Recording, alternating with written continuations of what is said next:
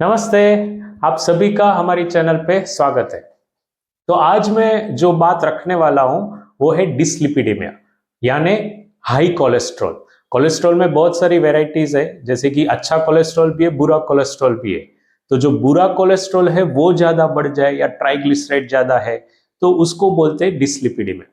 अगर आपने आपकी खून की जांच कराई है तो कोलेस्ट्रॉल ज्यादा आया है और आपको पता है, पर आज उसके लिए हम क्या कर सकते हैं? अगर जांच नहीं कराई तो आपके बदन में कुछ ऐसे सिम्टम्स है जो ऐसा बोल सकते हैं कि ये कोलेस्ट्रॉल तरफ आपको लेके जा रहा है, या ये सब चलता रहा तो कोलेस्ट्रॉल आ सकता है। और उसमें से कैसे बाहर निकले, आयुर्वेद के प्रिंसिपल क्या है, कुछ प्रोटोकॉल है, कुछ पंचकर्मा की टेक्निक है, या कैसे उसमें से रिवर्ट हो सके, तो आज इसके बारे में हम सब बताएंगे। हमारी क्या हैबिट्स है वो हमें यहाँ तक लेके जा रही है, तो ये भी हम सब बताएंगे। तो मैं Maitreya Maniyar, PhD panchakarma consultant at Hitayu Ayurvedalaya Rajkot. नमस्ते। तो कोलेस्ट्रॉल जो है वो हमारे शास्त्र में बताते हैं ये कफ और मेद का एक विकार है, या तो हम इसको कुछ अलग तरीके से बोले तो ये रक्त और पित्त जब विषेट होता है, बिगड़ता है, और हमारा खान पीन ऐसा हो जो कफ वाला हो तो अग्नि कम हो जाता है। तो ये सभी की वजह से हमारे शरीर में जो होता है उसको बोलते हैं कोलेस्ट्रॉल। और ये कोलेस्ट्रॉल खराब चीज नहीं है, कोलेस्ट्रॉल हमारे लिए जरूरी है, पर वो अच्छा कोलेस्ट्रॉल, क्योंकि हमारी जो कोशे है, जो सेल है, वो उसकी जो वॉल है वही लिपिड से बनी है। अगर हम कोलेस्ट्रॉल नहीं ले रहे हैं तो वो लिपिड ही ऐसी हो जाएगी कि कोश जल्दी जल्दी डिजेनरेशन यानी मरने लगेंगे। तो कोलेस्ट्रॉल बुरा नहीं है, कोलेस्ट्रॉल हमें लेना चाहिए, पर किस तरीके का कोलेस्ट्रॉल? देखो, अगर हम समझे कि वेजिटेबल घी है, वेजिटेबल ऑयल है, पाम ऑयल है, या मैदा है, या बहुत ज्यादा स्टार्च है, कर्ड कर्ड आइटम्स है, मिल्क मिल्क प्रोडक्ट्स है, तो पीनट बटर है, ये सब बुरा है। डीप फ्राइड आइटम्स है, अगर बहुत ज्यादा फ्राइड फ्राइड ले रहे हैं तो ये बुरा है। एक्चुअल में जितनी भी ऑयल है वो सारे ऑयल उष्ण है, और ये जो कोलेस्ट्रॉल है वो उष्णता या रक्त का बिगड़ने की वजह से ही होता है। अगर स्ट्रेस लेवल बहुत ज्यादा है, आप सो ही नहीं पा रहे, टोबैको च्यूइंग का हैबिट है, स्मोकिंग है, हार्ड ड्रिंक्स है, या आप पुराना खाना खा रहे, बहुत ही ज्यादा स्पाइसी मसालेदार खाना खा रहे, तो ये सब होने का गुंजाइश है। ये हमें हर रोज नहीं करना चाहिए। पर ऐसा नहीं है कि आप सब कुछ सूखा ही खाओ। देखो, सूखा खाते रहोगे, अगर घी बिल्कुल, देखो घी बता रहे गाय का घी, तो उसका अर्थ ऐसा नहीं है कि हम घेवर, जलेबी या घुघरा या कुछ स्वीट्स की तरफ जाए, तो वो सही नहीं है, वो शरीर को नहीं चाहिए। पर अगर हम दाल चावल में थोड़ा घी डाल के खाते, खिचड़ी में थोड़ा घी डाल के खा रहे, या जौ का रोटी में घी खा रहे, तो वो उतना शरीर को चाहिए, और इससे हमारा गुड कोलेस्ट्रॉल बढ़ता जाएगा, अच्छा होगा। तो ये सब खान पीन में ध्यान रखना है।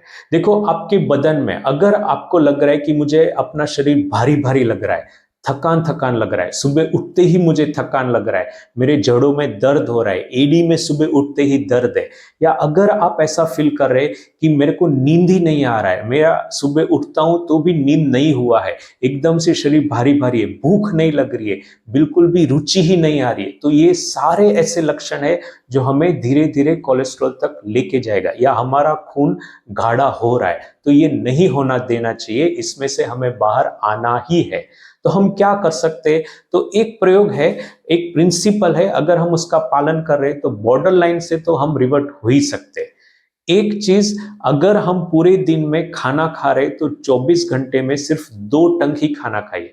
अगर आप बीच में कुछ कटक बटक या फ्रूट्स भी लिया तो वो भी ये 2 टंक में ही इन्वॉल्व होना चाहिए, इससे ज्यादा नहीं खाना है, सिर्फ 2 टंक खा लीजिए, बाकी के टाइम फास्टिंग करना है। और प्रिंसिपल, कोलेस्ट्रॉल अगर आपको आ रहा है तो प्रिंसिपल है कि सुबह का नाश्ता नहीं करना है, लेट कर लो। आपका पहला मील डे है वो 11 बजे, 10:30 बजे के बाद 11 साढ़े 11 को ही करना चाहिए। तो सुबह का नाश्ता छोड़ दो। हमने बहुत बार सुना होगा कि सुबह का ब्रेकफास्ट जो है वो अच्छे से खाना चाहिए, लाइक ए किंग हमें खाना चाहिए, और रात का है वो भिखारी के जैसे थोड़ा सा खाना चाहिए। पर आयुर्वेद बताता है कि हमें उतना ही खाना चाहिए जो हमारा कैपेसिटी हो, जो हमारा रिक्वायरमेंट हो, और उससे भी कम खाना चाहिए, आधा ही खाना चाहिए। तो अगर आप ये लाइफस्टाइल डिसऑर्डर या कोलेस्ट्रॉल में से जूझ रहे हैं तो दिन में 2 बार ही खाइए, ब्रेकफास्ट तो बिल्कुल ना खाए। सुबह सुबह उठ के दूध पी लेना, चाय नाश्ता थोड़ा कुछ भी कर लेना, ये 7-8 बजे का वो बिल्कुल ही बंद कर दो। ऐसा नहीं करना चाहिए। एक और हम प्रयोग कर सकते हैं, आपने सुना भी है लहसुन का। तो लहसुन हम ले सकते हैं, पर लहसुन कैसे लेना है वो भी स्किल है। लहसुन के 4-5 क्लो है, थोड़ा सा अदरक है, वो मुंह से चबा चबा के जब हम खाते हैं तो ही हमारे सलाइवा के लाइपेज जो है उसकी उससे ही कंबाइन होके वो जो कॉन्स्टिट्यूट है लहसुन का वो हमारे खून में मिलेगा और कोलेस्ट्रॉल को डाउन करेगा। तो इसका सही तरीका है मुंह से चबा के लहसुन अदरक लेना है। पर अगर आप पित्त प्रदान वाले हो तो हो सकता है आपको इससे दिक्कत हो, पर फास्टिंग वाला जो नियम है वो तो आप सभी कर सकते हैं। कोलेस्ट्रॉल के लिए आयुर्वेद में ढेर सारी दवाइयां बताई गई है और बहुत सारे प्रिंसिपल भी बनाए। पंचकर्मा जो है उसका सिर्फ एक ही कर्मा, बहुत सारे कर्मा है पर एक ही कर्मा ऐसा है जो इसमें से हमें रिवर्ट कर सकता है। अगर हम सालाना या 1.5 साल में एक बार वो करते हैं तो ये बीमारी हमें होगी ही नहीं। ये खून गाढ़ा होना जो है वो अगर हम इसको ही लंबे अरसे तक लेके जाते हैं तो बताते हैं तो इससे स्ट्रेस, ये जो कोलेस्ट्रॉल से स्ट्रोक भी हो सकता है, यानी दिमाग की बीमारी।